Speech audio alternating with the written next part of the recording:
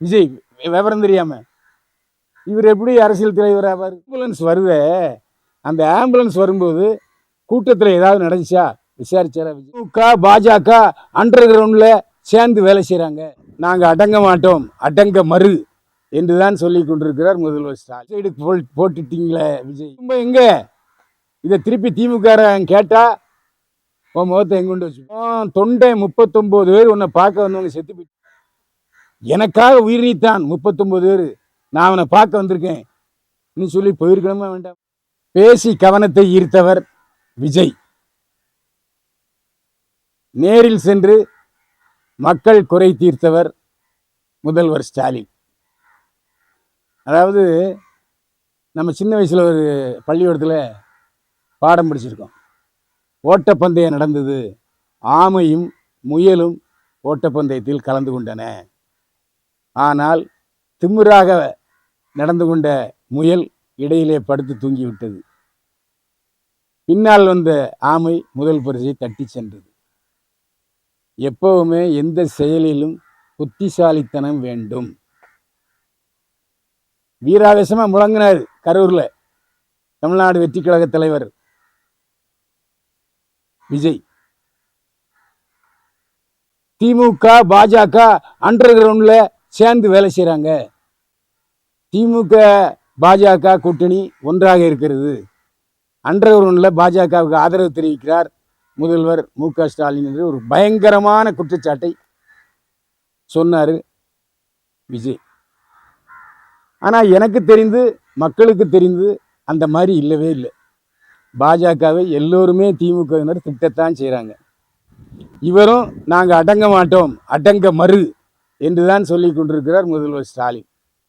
அதில் எந்த சந்தேகம் இல்லை. ஆனால் அண்டா உருட்டு ஆகாச உருட்டை உருட்டிட்டாரு கரூரில். செந்தில் பாலாஜியை திட்டுறாரு, தப்பு இல்லை.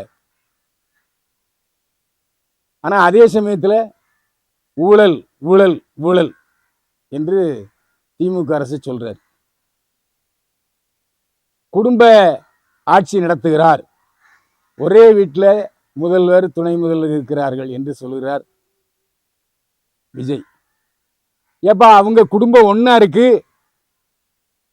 குடும்ப அரசியல் நடத்துறாங்க. உன் குடும்பம் எங்க?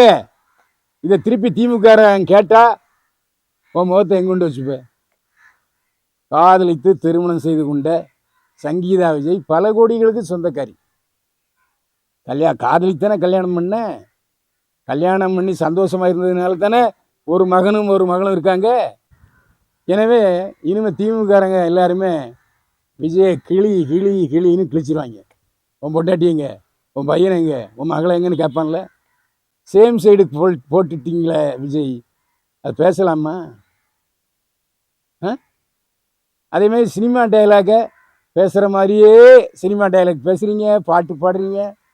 ஒரு அரசியல் தலைவனாக நீங்கள் பேச இன்னும் கற்றுக்கொள்ளவில்லை என்று எனக்கு வருத்தமாக இருக்குது.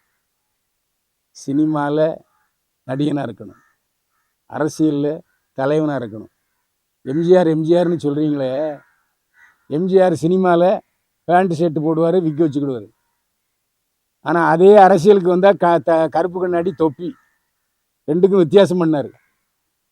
நீங்கள் சினிமாவில் மாதிரியே அந்த வேன்லையும் டான்ஸ் ஆடிக்கிட்டீங்கன்னு நடிக்கிறீங்க. பேச தெரியல. எல்லா கட்சிக்காரனும் என்ன சொல்கிறான்?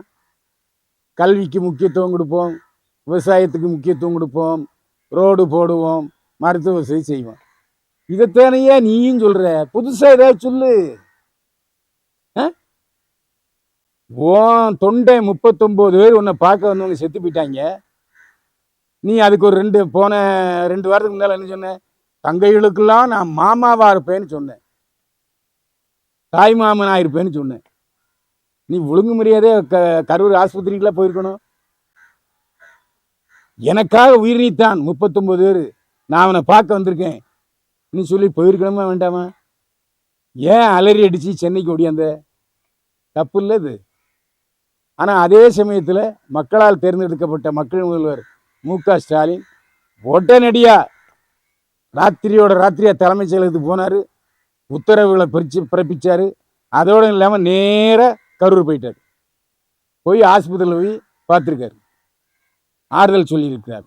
அது மட்டுமல்ல, அரசாங்கத்தின் சார்பில் இறந்தவர்களுக்கு அரசாங்கம் 10 லட்சம், காயமடைந்தவர்களுக்கு 2 லட்சம்னு அறிவிச்சார். அதுக்கப்புறம் தான் விஜய் அறிவிச்சார் இறந்தவர்களுக்கு 20 லட்சம், சிகிச்சை பெறுவர்களுக்கு 10 லட்சம்னு சொல்லி. முதல்ல செஞ்சுருக்கணும்ல. அங்கே கரூரில் தனி விமானத்தில் ஏறும்போதே சொல்லியிருக்கணும், பத்திரிகையாளனை கூப்பிட்டு, இதயம் கணக்கிறது, இதயம் வெந்து போச்சு, இன்னும் அந்த உதவித்தொகை சொல்லியிருக்குமா இல்லையா? அரசாங்கம் அறிவித்த பிறகு அறிவிக்கிறார் விஜய். என்னது பொறுப்பற்ற வேலை? சரி, அங்கேருந்து புறம்போது ஏர்போர்ட்டில், அதாவது தனி விமானத்தில் ஏறும்போது கட்சிக்காரங்களை கூப்பிட்டு 100 பேரை போய் ஆஸ்பத்திரியில் போங்க, இந்தாங்க இதெல்லாம் அவங்களுக்கு கொடுங்க சொல்லிக்கலாம்ல. அந்த கும்பி குறுகிய மனசு கொஞ்சம் தேர்தல் அடைஞ்சிருக்குல்ல. செத்தவங்கள மீண்டும் கொண்டு வர முடியாது, அது வேற விஷயம்.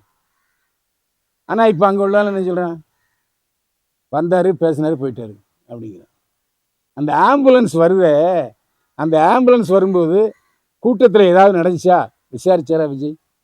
ஆனால் ஆம்புலன்ஸ் என்ன சொல்லுது, நாங்கள் இங்கேருந்து இது மாதிரி மயக்கம் போட்டு விழுந்துட்டாங்க அப்படின்னு சொன்னோன்னே நாங்கள் வந்துக்கிட்டு இருக்கோம்னு சொல்கிறாரு.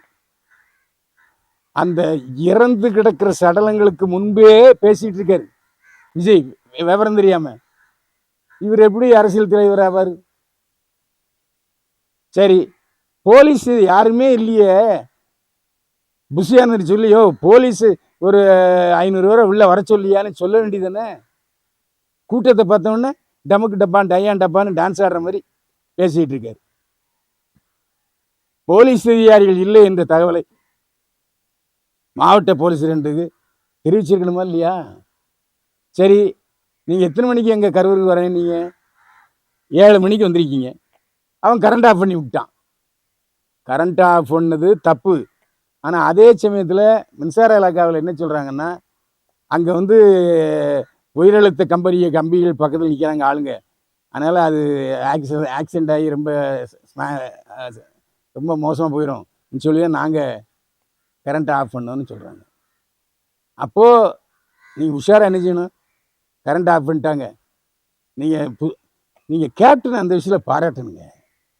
கேப்டனு கொஞ்சம் ஒரு மாதிரி இருந்தாலும் கடைசியில் கையெடுத்து கும்பிடுவார். எல்லாரும் ஒழுங்காக வீட்டுக்கு போங்க, நீங்கள் வீட்டுக்கு அமைதியாக போன அப்புறம் தான் என் மன சந்தோஷம்னு சொல்லுவார் கேப்டன் விஜயகாந்த். கேப்டன் விஜயகாந்திடம் பயிற்சி பெற்றவன் என்று சொல்லுகிற விஜய்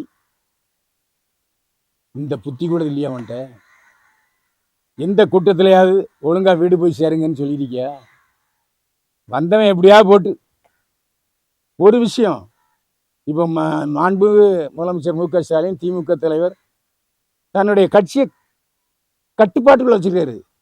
உட்காருனா உட்காரும், எந்திரிப்பான். அதே மாதிரி தான் அண்ணா திமுக. உன் கட்சிக்காரங்களுக்கு முதல்ல கட்டுப்பாடை கற்றுக் கொடுப்பா. கடமை கண்ணியம் கட்டுப்பாடு சொன்ன பேரறிஞர் அண்ணா படத்தை வச்சா மட்டும் போதுமா? அண்ணா கற்றுக் கொடுத்த கடமை கண்ணியம் கட்டுப்பாடு உன் கட்சியிலே இல்லையே. நீ என்ன செய்யணும்? உட்காருனா உட்காரணும், எந்திரினா எந்திரிக்கணும். எதுக்கு? எனவே நிறைய பயிற்சி பெற வேண்டிய சூழ்நிலையில் தான் இருக்கிறார் விஜய். இப்போ விஜய் போய் அவ்வளவு கூட்டத்தை சேர்த்தாரு. ஆனா அந்த கூட்டத்தினுடைய நன்மதிப்பை எல்லாம் பெற்றுவிட்டார் முதல்வர் மு.க. ஸ்டாலின். உண்டா இல்லையா? மனசாட்சி தொட்டு சொல்லுங்க. நீ அவ்வளவு கூட்டத்தை கூட்டிட்டு உடையாந்துட்ட, 39 பேர் செத்துறாங்கன்னா உடனே ஓடி போறாரு முதல்வர். இதுல யார் உயர்ந்தவர்? நான் சொல்ல மாட்டேன். நேயர்களே, நீங்களே முடிவெடுத்துக் கொள்ளுங்கள். ஆக வெண்ணை திரண்டு வரும்போது தாலி உடைஞ்ச கதையாயிடுச்சு விஜய் கதை. இது முதலும் முடிவுமாக இருக்கட்டும். இனிமேல் விஜய் பாதுகாப்பு பணிகளை முழுமையாக முடித்து கொண்டு கூட்டத்துக்கு செல்லவும். மீண்டும் சந்திப்போம். வாழ்க வளமுடன்.